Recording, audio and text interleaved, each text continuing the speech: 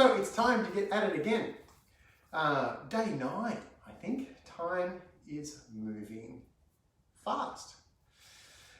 So I hope you are enjoying your 1-minute holds. I hope you are feeling like you're getting stronger.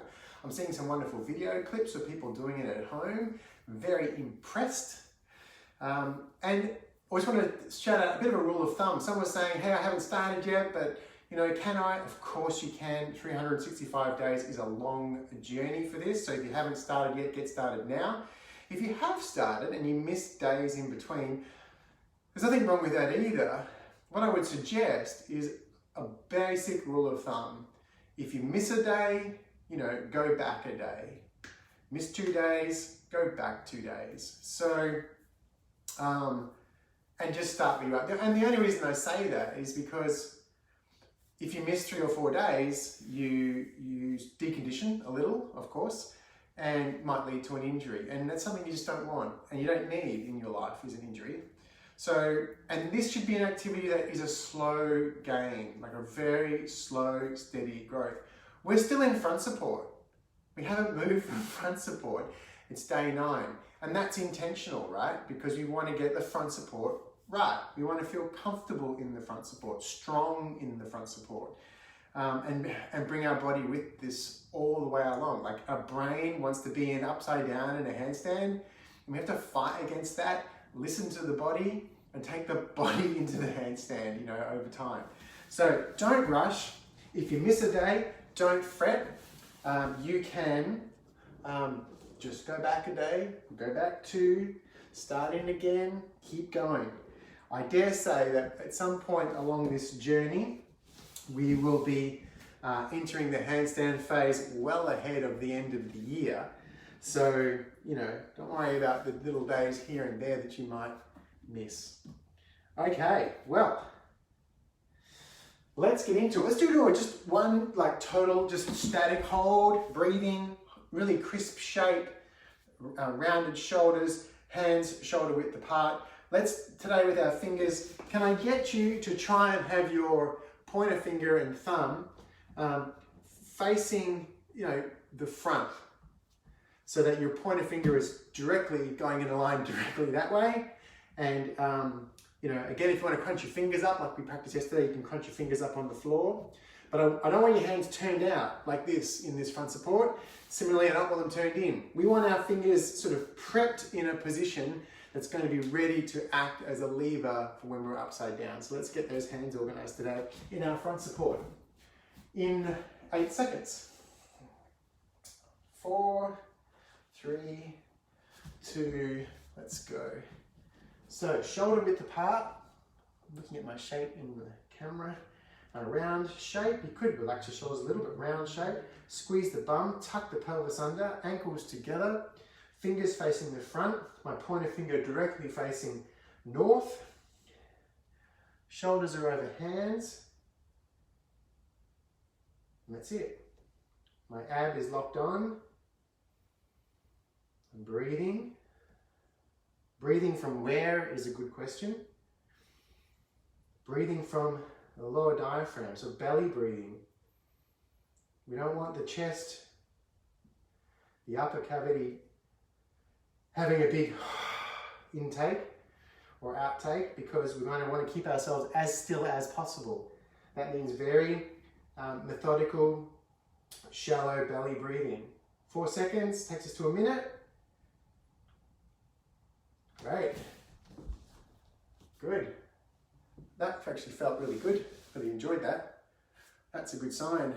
I was a bit sore in the shoulders at the end of week 8. It might be because I have been doing some other stuff in the park recently that was a bit sketchy. On one level it's sketchy, but it's sketchy if you're a spectator. So just to contextualize that, I train outdoors exclusively. I don't have a gym. I work inside the living room, front yard, backyard, but mostly outdoors. And I really like to find places, locations where I can practice movement, certain kinds of movement, certain kinds of skills, which can involve me climbing over and around and under seemingly very neutral activities, rails, park benches, chain link fences, walls and so on. So I've been doing a bit of climbing recently, and I think, you know, I found some cedar trees, which are beautiful trees, to crawl amongst the lower branches, and they're really interesting things to crawl into. So I'm a bit sore, I think, from that. That's probably what happened.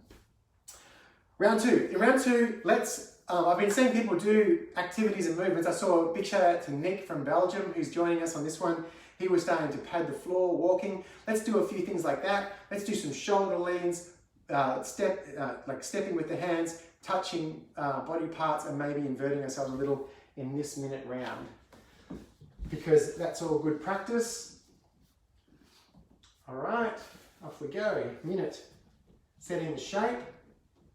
Lock it in and be comfortable. Let's try pushing the toes forward so you lean forward and then lean back. Now that doesn't take much of a lean to start feeling the pressure on the wrists, so be careful. 2, 3, we'll do 2 more. 4 and 5. You can be doing this with your knees on the floor as well if you're taking a different option. Let's do 10 walks. 2, 3, 4, 5, 6, 7, 8, 9, 10. Let's do 10 shoulder taps. 1, 2, 3, 4, 5, 6, 7, 8, 9, 10. 3 seconds to go. Done. Good, good. I feel myself starting to sort of pant, which is good, good. But I also feel kind of strong there now too, which is nice. It feels like my hand placements are not like pick my hand up and fall down, or catch myself from falling over. So that's a good sign. Very good. I will have to take you into the local parks and areas that I do my training. Maybe I'll do my handstands out there so you can see them, see the kinds of spaces we get into. But yeah, why not? Last one, day 9. Let's give them a shake. Anything special we want to do today? We don't have Remy today, so we can't muck around. Well, we can. Let's try and do some a bit of stair climbers. Let's pick one leg up, play with our legs down the other end, and maybe a bit of hand movement. We'll see how we go. Step down options. If you are on your knees, just lifting the leg up and putting it down. Lifting the leg up will suffice. In front support, we'll do, you know, a lift and hold. You might do a lift and hold leg, lift and hand up. So if you're down here and you want to lift one leg out and then put one arm out, no, that's good. Make sure it's contralateral, so opposite hand and leg. Okay, so let's go in 3 seconds. 2, good. Set the position first. Item number 1. Get it all locked in. Okay, let's lift right leg. And left leg. And right hand off. Stay there. And left hand off. So tighten up, right? Your abs should already be switched on because you have squeezed your pelvis, put it down. You've tucked everything out, so you should be pretty tight, right? So when you take your hand off, everything should be locked in. And it's a matter of strength and control. Other hand. Back to the legs. Other leg. Try one hand, one leg. Whoa, that's good. And 3 seconds to relax. Good stuff. Oh, that's it. 3 minutes.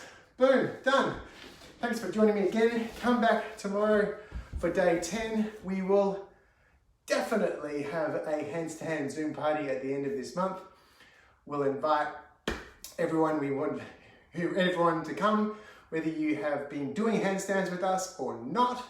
Maybe the party is the catalyst to join some friends or whatever and come and do some handstands with us.